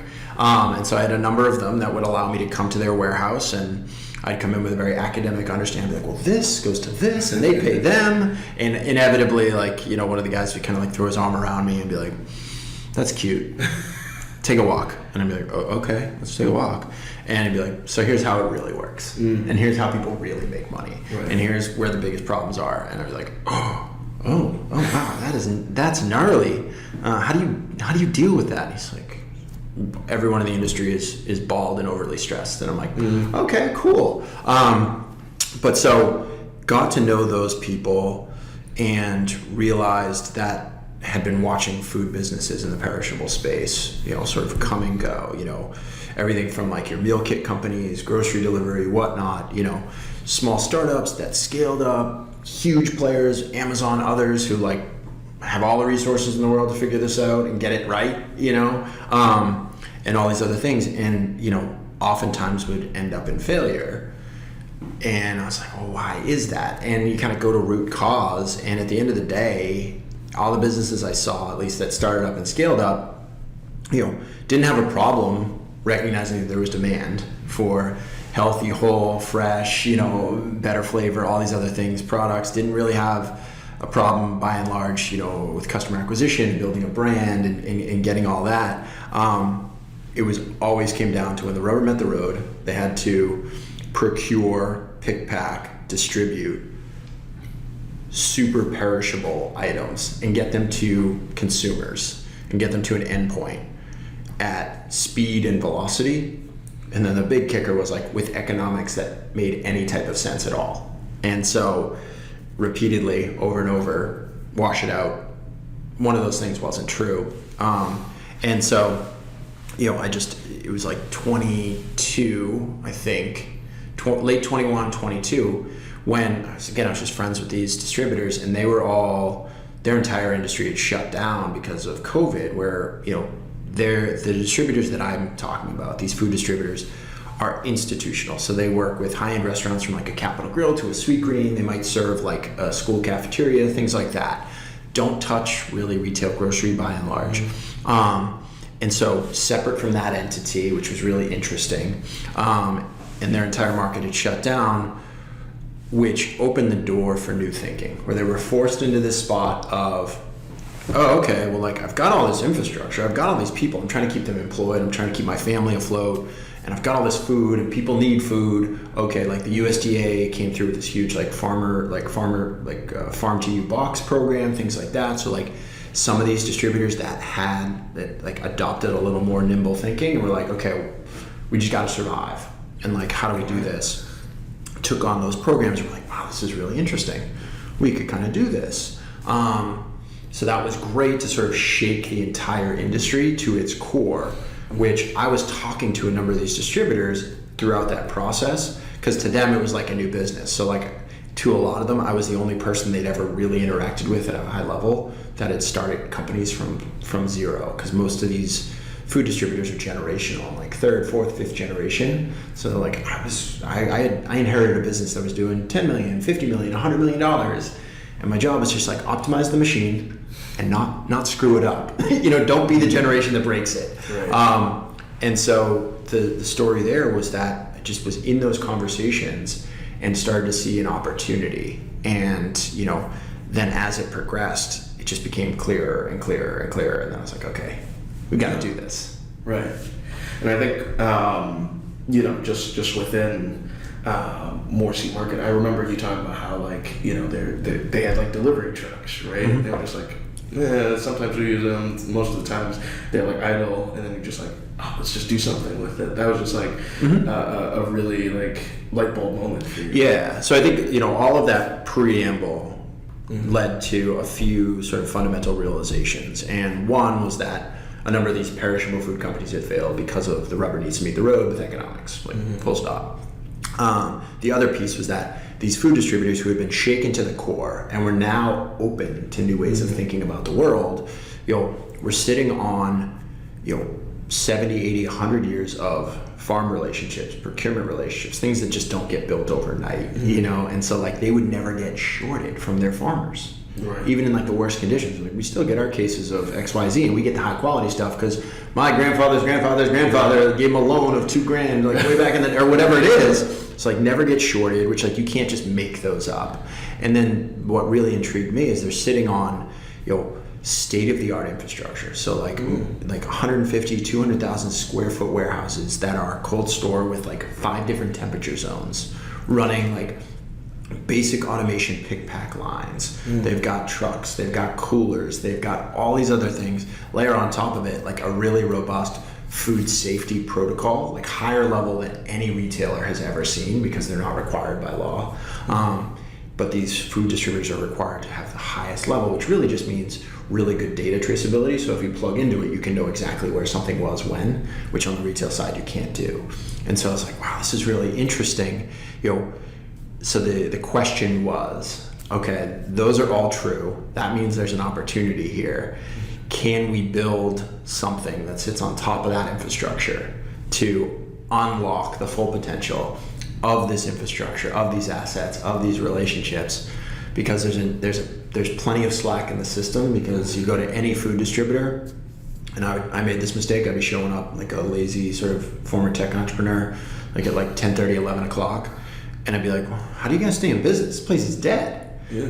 And I'm like, my company, like, we'd just be getting going at 10, but then everybody would be there until midnight, you know? Right. And they're like, oh, you missed it, man. And so then I started showing up at like 4 or 5 a.m. Mm-hmm. And I'd be like, wow, you guys are at full speed right now. Like, yeah, we've been going since 3 a.m. But then 10 o'clock, Right. it kind of winds down. And so in that journey, I connected with my now co-founder, Tori, who had run finance and operations at a distributor from the time I was like a $10 million family business. She took over to like $200 million in revenue when she joined us. You know, and she'd be like, I'd be like, well, like, don't you guys want to utilize these assets more effectively? And that's when we had that discussion. She's like, you have no idea. We go to these conferences and all the finance ops or CFO type people say, like, I look out my window, I see a fleet of trucks just sitting there and I'm paying for them. Then I look out the other window into the warehouse, I see these highly skilled food people who are like folding boxes, sweeping floors, re-sweeping the floor because their shift isn't over yet. You know, and like, we've gotten to the point where we don't have dirty floors because we run a really good shop, you know, but they like just need something to do. And so I'm like, okay, so there's massive opportunity. And she's like, yeah, like you know, the trick is not like, is there demand? Is there excess in the system? The trick is, can you, and then what became we, build a system that integrates with the infrastructure so that for the operators, it just becomes like a seamless tap into new revenue, where to them it just looks like, okay, my old system that did cases and pallet orders somehow just seamlessly does curated ready ship boxes. And so that was like challenge number one to build and to optimize. And then challenge number two, which we struggled with for a little bit, was like, all right, we've got this great engine. Like, where do we point it? What's the right market? Where do we apply this? Right. And I think that's where, in juxtaposition to freight farms, where it's like, it was all tech all the time, built from the ground up, had to because it didn't exist yet. I was like, this is a business problem. So like, we're built just enough to solve for this part of the problem. And we know there's a multitude of options to point it at. Like, we need to be patient and test and test and test and then find the right application and go, this is our market. And that's kind of where we've landed today. Yeah, and I think it's an amazing story of just like identifying an opportunity for arbitrage, which I think is kind of an underrated way of like a lot of founders might look at like a particular problem. And maybe it's just because of lack of exposure for a lot of people to just like see enough of the industry to be like, okay, there's not just a gap in the market here, but there's just a gap in process, right? And unless you're actually in it, you might not be able to see that, right? And so that's just kind of a thing that I want to highlight. Like, it's not something that you're generally exposed to when you go to like networking events amongst entrepreneurs. You're not like hearing, oh, we actually found an arbitrage in like process. So we did a process innovation and we're like capitalizing on the float there. Yeah. Right? But I think it also, I mean, there's an element of being a like serial or repeat founder where you just look at things slightly different. And there's also an element of, I'll say like personally, like age and maturity where like, you know, there's nothing more gratifying, and I'm sure you can attest to this, in like building something like from scratch where you built it, your hands, like you made that happen, and then you put it in the world, and you're like, hell yeah, I built that product, that's out there. And then it almost doesn't matter, like you have two people using it, and you're like, hell yeah, I did that, you know. And then it's like really great if like millions of people use it, and you're like, oh, yeah. But like there's something so fundamentally gratifying of like, I built this, I got patents, I'm an inventor, I'm all these things, you know, the ego just comes in, it's like, yeah, you know, and at the end of the day, like, it doesn't really matter if all that ego-driven tech building doesn't have a real business opportunity and solution at the other side of it once it's all said and done. And I think that's where, you know, that opportunity, which in some ways I wish I had been more open to some mentorship when I was younger, to say like, yeah, like still build, like, cause you're young, you've got a new perspective, you can build some really interesting, important technology, but pause, pick your head up for a second, look around and be like, all right, where am I going to apply this for biggest opportunity? And the other side of it is, and this, you know, maybe something you do, you know, in the programming is like preparing for the right funding path and expectations of outcome, where it's like there's certain businesses, and like, you know, there's a whole post I was writing about like struggling as a former hardware entrepreneur, like ideating and all these things. I'm like, oh, that would be great, but like I'm experienced enough to know terrible business, right. specifically from a venture lens versus like, oh, like maybe I could if I scrape together 40K, that could turn into a really nice little business. Okay. You know, but I think the long-winded way of saying like that second, third, fourth, you know, company you found, you can almost, it's at least in maturity wise easier to sort of drop the ego out of the way and say, okay, like I'm comfortable innovating, not inventing from day one. Right. And then picking that very surgical sniper element where you go, okay, like, oh my God, if we build that is unique, it's novel, it's defensible, it's really freaking important, it's going to unlock 10x value for a business solution that we validated. Okay, now I'm comfortable investing, you know, engineering, time, product development, resources into that. And like, boom, you're like, wow, now I've got a really, really, really important company versus just a really great business. And I think that's something that I think like over time I've kind of emphasized to people. They should just like, even if, you know, they're young and they think that they should like do, you know, be like dead set on a certain thing. I'm like, you know, just like experience, go and build, because like the regret of not doing it is one thing, but also like being able to set yourself up so that when that moment of serendipity strikes, from whatever reason, you know, life happens, and you know, I think the worst thing that could happen to someone is a moment of opportunity opens up, but they didn't feel confident enough or prepared enough to be able to execute on it. And so, you know, for you and how you've set yourself up in your career, like that moment of serendipity happened to you and you were able to execute on it. One of the things that I'm really interested with, like Morrissey market is, and even freight farms, is like, you know, in freight farms, it was kind of like you were like very early, so you were kind of able to create the space. Right? And in Morrissey market, you're kind of working within the confines of the existing process, right? And then you're trying to innovate and then create a space from that. You know, just kind of looking at those two things, like pivoting is a huge part of like the entrepreneurial journey, and like being able to do that. Well, one was kind of white space. So like, you know, what's pivoting in like that kind of instance, and then for Morrissey market, like working within the existing framework, like what does pivoting look like there? Yeah, I mean, I think the biggest difference between pivoting in like a brand new space that you're creating on the way in like a la freight farms versus pivoting and finding your footing in an established space with Morrissey, you know, it wasn't pivoting in freight farms because like there was no established path. You know, there was nothing, like what you were doing was breaking new ground every single day. Right. So it wasn't like there wasn't a path this way and then you're like, actually we're gonna go this way. It was like you're breaking through, like chopping down the forest as you go. So like if you go this way, the path is now this way. Yeah. If you go this way, the path is now this. If you double back on yourself, you're like, oh, well, this is how the path goes. And so it was, in a lot of ways, it was good because it was much less jarring because it wasn't pivoting. It was just finding our way and moving forward. You know, on the other side, like it's almost good that on an established market, you know, pivoting is somewhat jarring. And like, it's like, you know, it's, you know, you get the feeling and the advice, you know, and I'm probably do the same thing, kind of talk out of both sides of your mouth, where it's like, well, you got to pivot, you got to find your space, blah, blah, blah, blah, blah. But like, you know, you talk to somebody and like, oh, you changed what you're doing?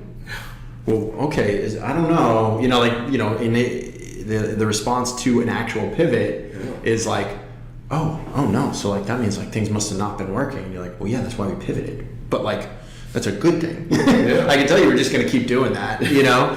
So I think pivoting in an established market is much more jarring, is much more clear, and it also has to be a decision.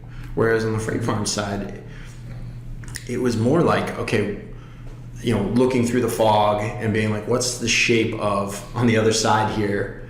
I think it's this, okay, let's go in that direction. And it might be a departure from the previous plan, but it's just more, you know, directionally updating and less pivoting. And then on the established market side, it has to be like going. Hey, everybody stop. Go that way. Like, you're going left. Be like, I thought we were going straight. No, we're going left. We're all committed to left, and we're going to stay left until we're not anymore. Cool? And I think that, like, that's the biggest difference, where like pivoting is really pivoting in an established market, which is really hard because of the response you get, but like you can deal with that. It's more like with the team and with the product and everything you've already built of like, okay, like, you know, and this is something that I think I've done really well, at least in this instance, but still need to do a better job of it, is not bleeding a little bit straight. You know, like it's almost like turning a stream where like you need to turn the whole river is now going that way. Right. You can't have it be like, okay, most of the river's going to go, but we're going to leave like a little tributary is going to kind of like keep going down that way. Right. You know, like you got to cut that off and be like all this way, you know, because it's early. You don't have like, you know, you're going to do a lot of this, a lot of twisting and turning. And so if you get a little tributary on each one, before you know it, that main river that you need to be on doesn't have enough water, doesn't have enough flow to do anything. That's a great analogy. And I think a different analogy from where you are right now in Morrissey market is like you've kind of built a good fundamental like foundation for yourself in the business. And now you've kind of moved into the food as medicine space. And we've had conversations about that. Now maybe like just to kind of have a discussion about it. You know, what got you into the food as medicine space, and you know, why is it important to you? I mean, I think it's in a lot of ways it's a natural journey and progression from the moment that I got into food. So like when I first like started to get turned on to what became freight farms, et cetera, was food as fuel, food as something that powers your life, and better food, better result. You know, like there's the sort of you know, less important, you know, version of athletic endeavors, you know, or like better food, better performance, but like that permeates down, and that has changed, you know, my life and my outcome. Like that was the driver that, you know, moved me into this world, but also those elements have persisted throughout, you know, the last 20 years, so that I'm here now in a much healthier state, better situated, you know, from a health perspective than I would have been if I stayed on a previous path 20 years ago. And that's one, it has nothing to do with, like we were saying, you know, like it's not that I took a path that was less stressful. It's not that I did that much more to take care of myself. The biggest difference is that the food inputs were of higher quality and more thoughtful, even slightly so. And so that's just been my path. And food as medicine, you know, to a certain extent, it was more like, hey, you know,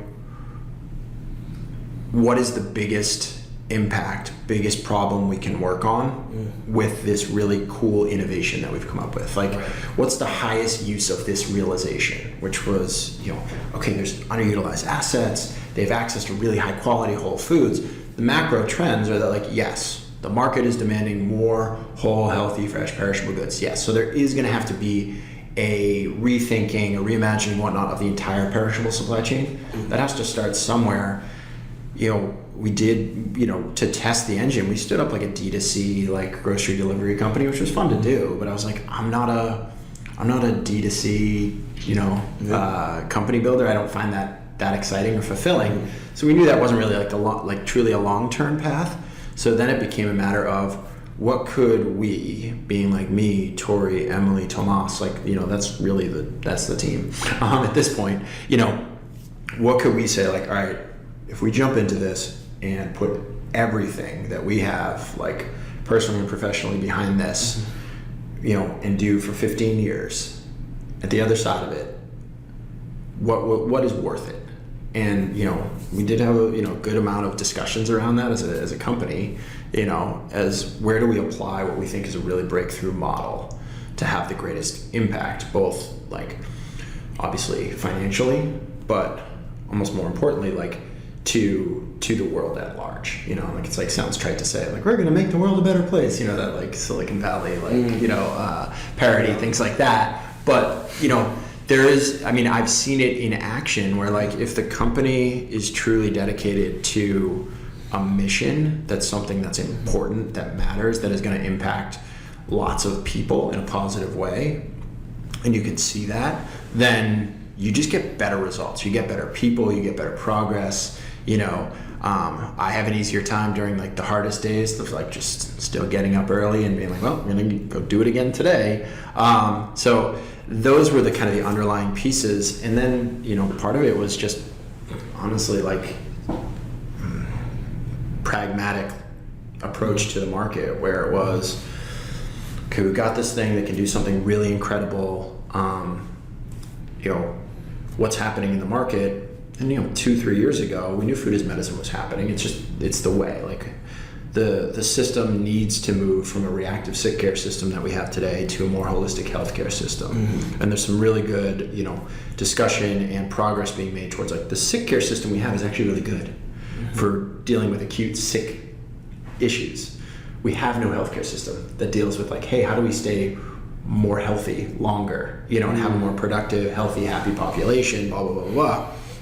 And so we're like, okay, in terms of food as medicine is going to be a thing. That's a future state that, like, one, I know will happen. Two, it absolutely has to happen. Like, we don't have a choice. Like, we have to do this.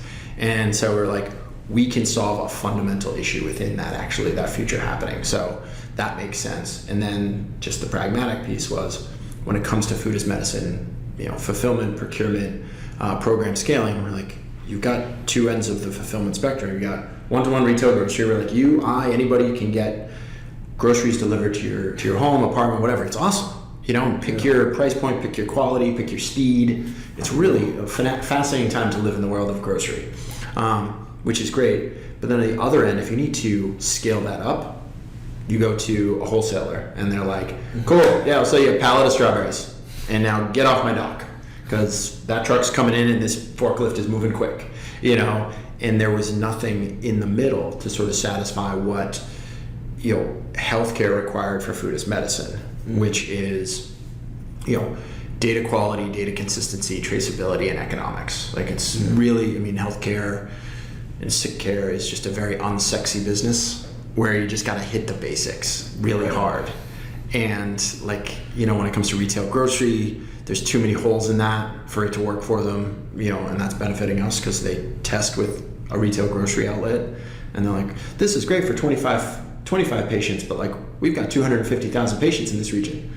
That's not going to work, and then they buy a pallet of strawberries from a wholesaler, put it in a conference room with a bunch of interns, dietitians, people who should be spending their time elsewhere, packing bags of food and then partnering with DoorDash to have it delivered, and they're like, okay, so that doesn't work either. And so it's really then just kind of looking at it and going, okay, we've built a really phenomenal engine for this segment, and it's the emerging segment. It's where the most money is. It's the fastest growing. It's the most wide open space. It's the Wild West of like food fulfillment right now.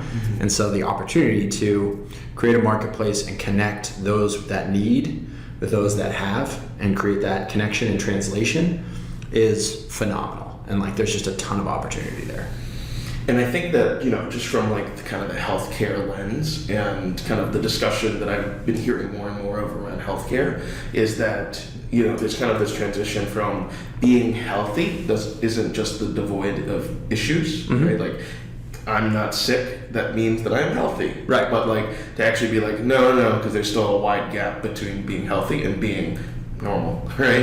And so, like, I think with Ozempic, for example, being like a major thing that's driving conversation in health, right? Sometimes it's just revealing that, we've spent a lot of time like being healthy was part of physical work, which is important. Gyms, physical therapy, all that type of stuff. The other side of the coin is Ozempic reveals I was just like having a good diet and eating well, and Ozempic is like a forcing function to be able to do that. But I think that, where food as medicine comes in is just the other side of the coin of like, we have all this tools and infrastructure around physical health, right, in terms of like going to the gym, physical fitness, that type of side. But then the other side is what we actually consume, and put in our bodies, and kind of the nutritional aspect of it, but also like in conjunction with what are the peculiarities of our individual person. Just kind of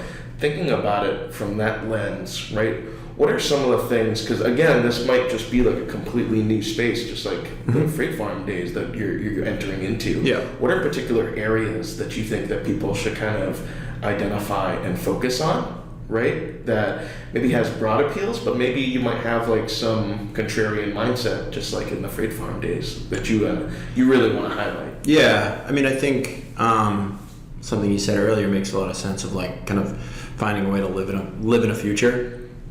And what I've been trying to do more and more is, all right, I have a pretty good understanding of what it is today. I see a little bit in the future because we're building it, but then sort of going the next few leaps forward and imagining / shaping what is that world, and it's similar to like we've lived it in the last number of years with a number of these transformations, like be it, I'll use transportation as one, where it's like 10 years ago, like it was like you had mass transit, you drove. I like to think people cycled, but in the States they didn't. They don't. And then you had like taxis, and so like that has shifted dramatically with the emergence of like the Ubers, the Lyfts of the world, where like when they got started, it was not to like, you get this black car and you're like, this is a great experience. This is cool. This is very cool. Like I didn't see Uber, now like, being tied into like buses and trains and everything else to disrupt the whole transportation. It's like this future state, and like there's another element that's highly touted yet to materialize around like automated cars and all this other stuff, where it takes a whole new turn, where it's like that is going to happen when TBD. But food is very similar. So like I think I try to live in a space of like, it's that idea of like, what is it? You have to be contrarian and right, or what, whatever that the phrasing is, and so like,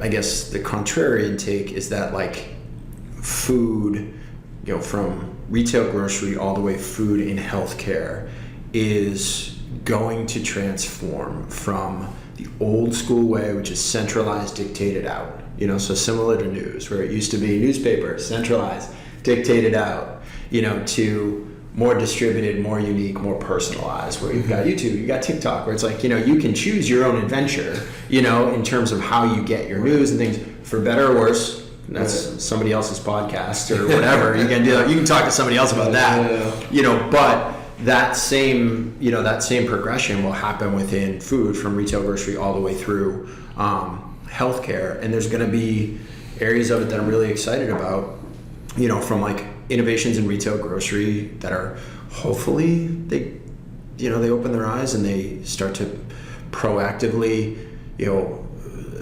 this guy Carter Williams said something that just blew my mind. It's a very simple statement where he said, I was in Europe for a number of months. He was like, you go grocery shopping in Europe, it's really hard to make it's really hard to make a bad choice. You go grocery shopping in the States, it's really hard to make a good choice. And so like, hopefully retail grocery in the States can, find a way to get to that state of being. But then there's all, like, I would say, think about areas of the future where personalized kind of health and medicine is accessible in all aspects. So like, to that end, I mean, like what we're building on the Morrissey side, again, talk my own book, because why not? But like the future state of Morrissey is that it enables this like perishable economy for food that is impossible today, because everyone's beholden to like, what can you get at the grocery store? So like, for instance, if you've got, and this is the problem they're solving, like if you're a nutritionist, dietitian, or even like you're a, health coach or a wellness coach, and you've got a really good intervention that involves a diet and recipes and all these other things, and you want to make sure that your customer, your patient, what have you, gets access to that, the best you can do right now is kind of give them a grocery list and send them out into the wild to an environment where it's really hard to make good choices. So like, they might get all the elements on the list, but they're definitely going to get some of their old favorites, and not because they want to, but because the system is really well designed to play on the human element tendencies and weaknesses, and so there's that element of it. So there's a fail point there, but the other side of it is like, if those practitioners and those experts have a platform to go to where they can essentially sell their own, and have their, it becomes this really interesting space of similar to like Shopify, fulfilled by Amazon, that has allowed a lot of like those ideas that like I was talking about earlier. It's like, oh, that'd be an interesting business. It's not venture scalable, but like, you know what, if I decided to put like 20, 30K towards it, stood it up, I could, you know, use Shopify, I could do fulfilled by Amazon, it could be up and running, and I could have a nice lifestyle, that business, if it takes off. That doesn't exist in the healthy food space and like the perishable food space. And so I would almost say like the best way to think about it is think about personalized medicine or services in the food space with the assumption that like the infrastructure and like what we're building on the Morrissey side will be there to support it, so you can think more holistically and not be, you know, the underlying infrastructure of retail, grocery, wholesale is going to break down, is going to go away to a certain extent, to the same way like newspapers have gone away. They're still there, like them for certain times, but not every day. Like, always going to be there to a certain extent, but this YouTube, TikTok, these elements are that's what you should be building for the food space, not like another grocery store, not another wholesaler. And like, that's where I get, you know, sort of what if we you know, when I go to this live in a future state with Morrissey, I get very excited is the opportunity. Again, it comes around empowerment of like same basic premises with freight farms of like put the technology together, give access, and then put the power in the hands of millions of people and see like what are they going to do with it? Because like I'm not going to come up with the most like unique nutritional intervention that is actually adhered to, actually adopted, and actually enjoyed by people who have diabetes. You know, I know I'm not going to do that, you know, but somebody will, and that person should have a platform to go to make sure that they get the right food at the right time at the right cost that their customers and or patients can adhere to. And, you know, ultimately it'd be better if they can have a little bit of the financial upside and get to play in that rather than just be beholden to like, well, go to the grocery store, you know, or here's an Instacart list, you know, like, you know, like that, you know, there, when you start to think about it in that respect, it's not hard to see that there's so many different opportunities for massive businesses in that space. And so, you know, that's my wide-ranging view of where people should build.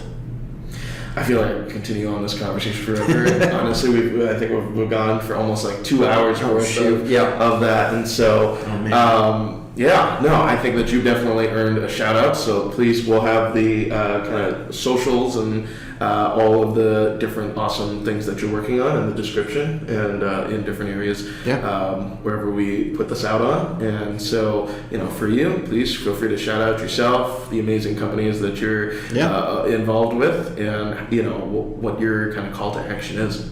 Yeah, I mean, I think, you know, I'll just repeat sort of what I said during this. I didn't realize it'd been almost 2 hours, so I'll keep an eye on time next time. I mean, I would encourage anyone to reach out if you want to get a view into the future of agriculture. Let's get a tour going at Freight Farms. It's right over in South Boston. Super inspiring to be there, see the team, see the technology. And on the other side of it, if you want to see the unsexy side of food of what we do at Morrissey, like I can set you up. You should come see one of the facilities we build on top of. It's in Hyde Park. It's a little bit outside of the city, but technically still part of the city.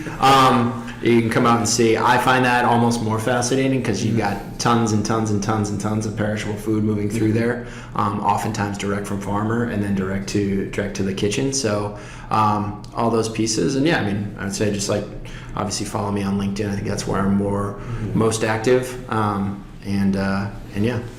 Yeah, and look, we've got here a really great resource in agtech, food tech, and now this growing food as medicine space. And so we'll be having more conversations about this. I think the next one we'll probably have more of like a primer, so that someone who is coming from outside of the space, but even if you are in the space, kind of work off of the same play sheet, so that when we have discussions with other people in the future, look at different news stories that may be coming out about the space, we'll be working off of the same play sheet when we look at it. And so I really appreciate everyone watching all the way to the end of this podcast, and really, really excited to kind of bring out and showcase really great companies that are working within this space, new technology developments. We've got a really great resource here in Brad to kind of have that discussion. So until the next podcast, hope everyone has a great time. Go out there. Big thing that we kind of discussed was just go out there and build.